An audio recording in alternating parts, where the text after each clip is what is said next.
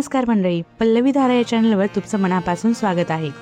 मित्रांनो, कोकणच्या समुद्रकिनाऱ्यावर जिथे लाटांचा आवाज आणि गणेशाचा जयघोष एकत्र ऐकू येतो, अशा एका अद्भुत ठिकाणी आज आपण जाणार आहोत.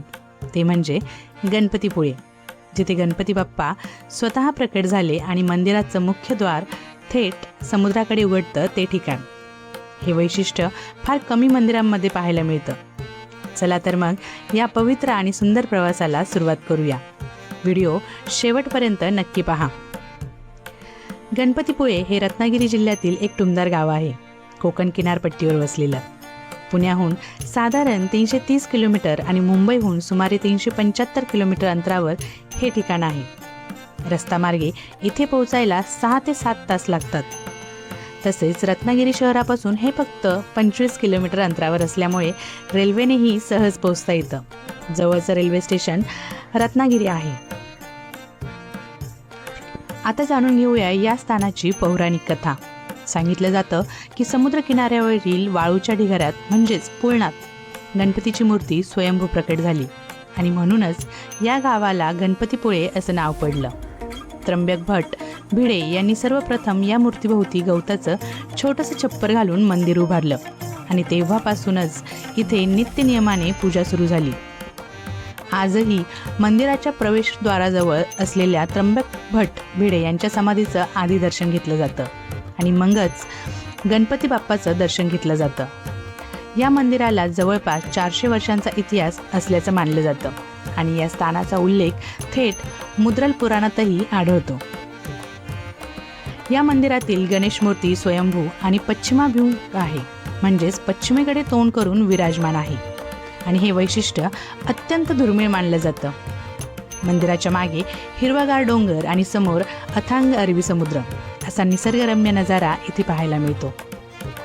मंदिर परिसराभोवती एक प्रदक्षिणा मार्ग आहे, जो संपूर्ण डोंगराला वळसा घालून जातो.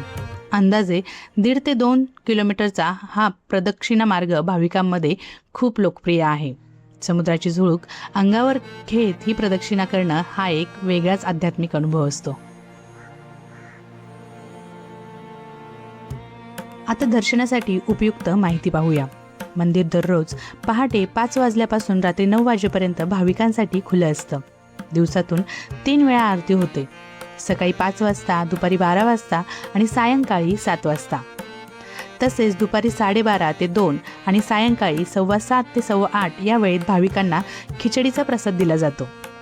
दरवर्षी सुमारे 18 ते 20 लाख भाविक इथे दर्शनासाठी येतात. यावरूनच या स्थानाचं महत्त्व लक्षात येतं. भक्तांच्या सोयीसाठी मंदिर ट्रस्टतर्फे सुसज्ज भक्त निवासही उभारण्यात आला आहे. मित्रांनो, गणपतीपुळेला भेट देण्यासाठी ऑक्टोबर ते मार्च हा काळ सर्वोत्तम मानला जातो, कारण या काळात हवामान आल्हाददायक असतं. फार उकाडा किंवा दमटपणा नसतो. मागी गणेश जयंती आणि गणेश चतुर्थीच्या काळात इथे विशेष गर्दी असते आणि वातावरण भक्तिमय होऊन जातं. पावसाळ्यात कोकणचं सौंदर्य वेगळंच खुलतं, पण समुद्र त्यावेळी खवळलेला असल्यामुळे काळजी घेणं गरजेचं असतं. तर मंडळी, अशी आहे ही गणपतीपुळेची पावन आणि निसर्गमय सफर, जिथे भक्ती आणि सौंदर्य हातात हात घालून नांदतात. जर तुम्हाला हा व्हिडिओ आवडला असेल तर लाईक नक्की करा. आमच्या पल्लवी धारा चॅनलला सबस्क्राईब करायला विसरू नका आणि तुमचा गणपतीपुळेचा अनुभव कमेंट्समध्ये नक्की शेअर करा. पुढच्या व्हिडिओत आपण अशाच एका सुंदर कोकणी स्थळाला भेट देणार आहोत. तोपर्यंत धन्यवाद. जय महाराष्ट्र.